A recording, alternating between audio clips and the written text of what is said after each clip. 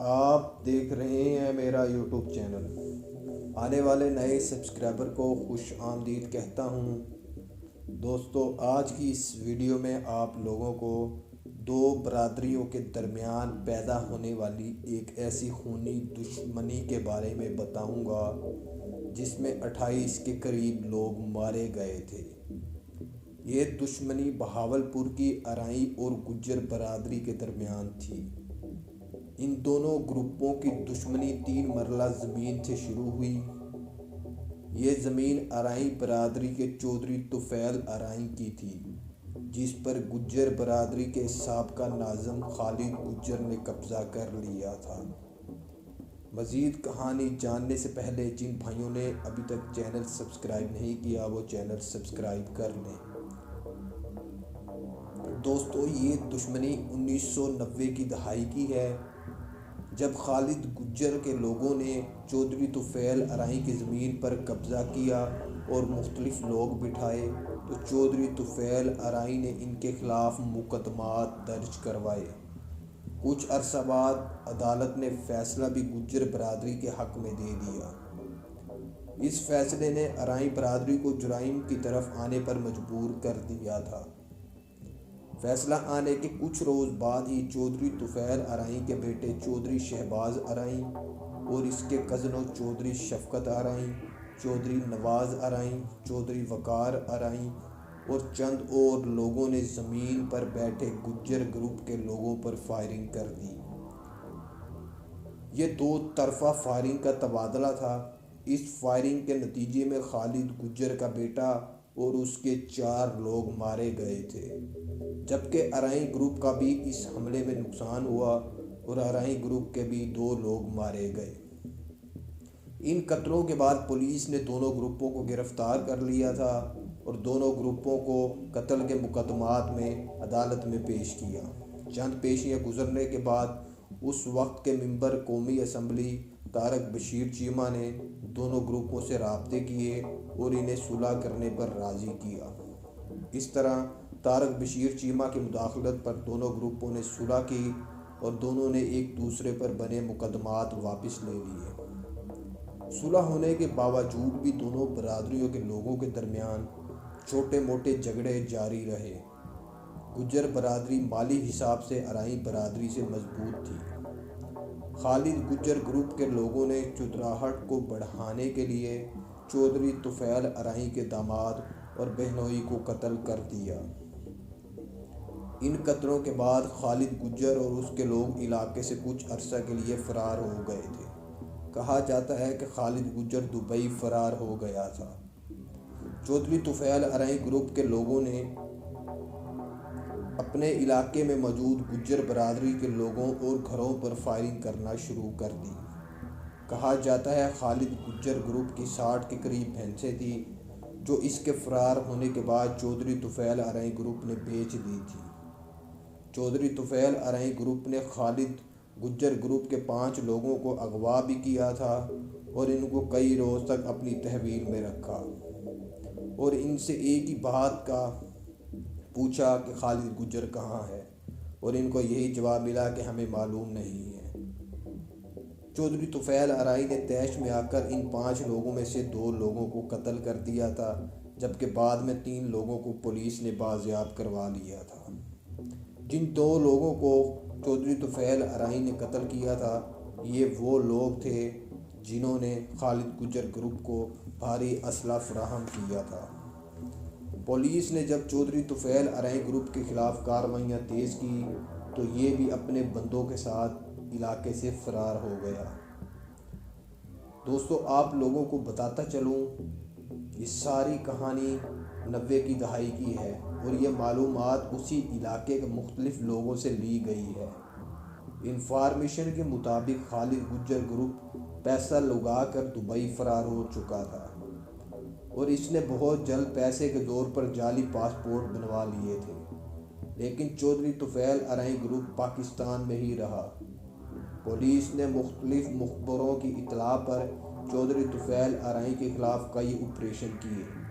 ان operations کے دوران 5 بار چودھری طفیل ارائی group نے پولیس مقابلہ کیا ان مقابلوں میں 8 پولیس اہلکار مارے گئے تھے، جبکہ چودھری طفیل ارائیں کا آخری اور چھوٹا بیٹا بھی اس پولیس مقابلے میں مارا گیا تھا۔